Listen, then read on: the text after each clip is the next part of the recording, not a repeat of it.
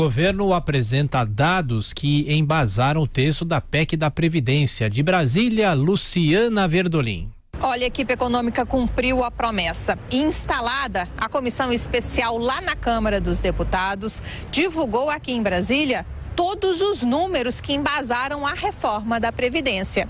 Apesar do presidente Jair Bolsonaro até sinalizar que o governo aceita uma economia menor do que a pretendida inicialmente, lá dentro do Ministério da Economia, o objetivo continua sendo manter R$1 trilhão em 10 anos.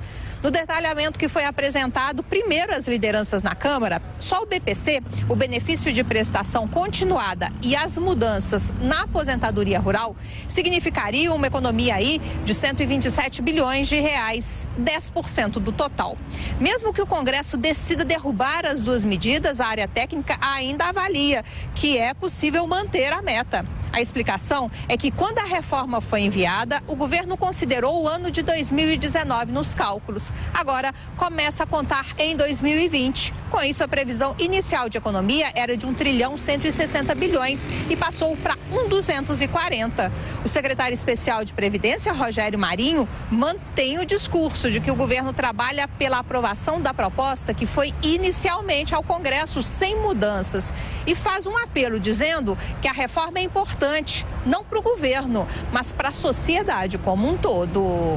Nós achamos que há necessidade de se virar a página, se virar a pauta da Previdência, porque tem pautas importantes que estão aguardando, né? Tem a reforma tributária que está sendo cobrada, tem a questão do Pacto Federativo, que o ministro tem falado a respeito, para se retirar a concentração de recursos de Brasília e passar para estados e municípios. Ele fez um novo afago ao presidente da casa, o deputado Rodrigo Maia, e afirmou que com a liderança dele, o governo tem certeza de que a proposta vai prosperar.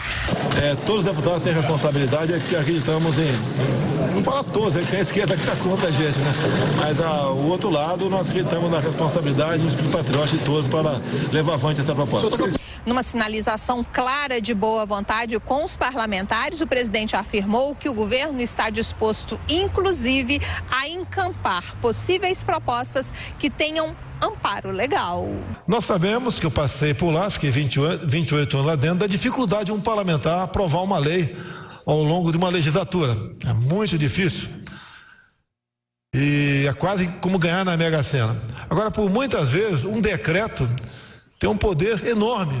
O presidente admitiu, no entanto, que não tem como atender a todo mundo, que a agenda anda cheia, mas que, na medida do possível, quer ampliar esse contato mais direto com os parlamentares. Quer aumentar também a agenda pública. Ontem ele almoçou aqui no bandejão do Palácio do Planalto, onde foi muito assediado pelos funcionários.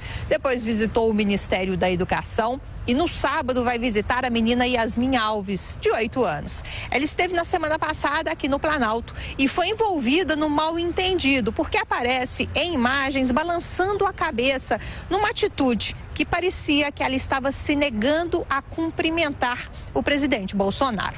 O problema é que, na verdade, o Bolsonaro estava perguntando quem torcia para o Palmeiras e ela cruzou os braços afirmando que torcia pelo Flamengo.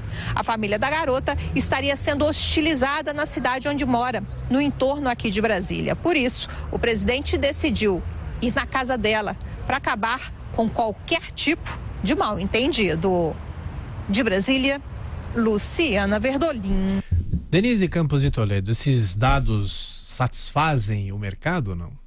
O mercado gostou, inclusive ontem teve uma reação favorável depois de toda essa conversa, a formação da comissão, agora com o relator, com o presidente da comissão, que deve começar a trabalhar na próxima semana, se bem que tem feriado em Brasília, o pessoal adora emendar feriado, mas um dos fatores que levaram o mercado a ter essa reação positiva foi também os novos números.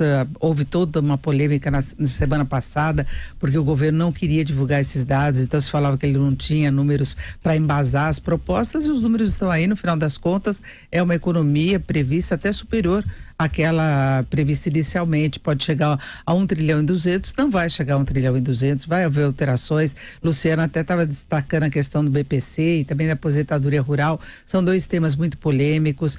Tem também a questão dos professores ainda, não foi resolvida essa situação.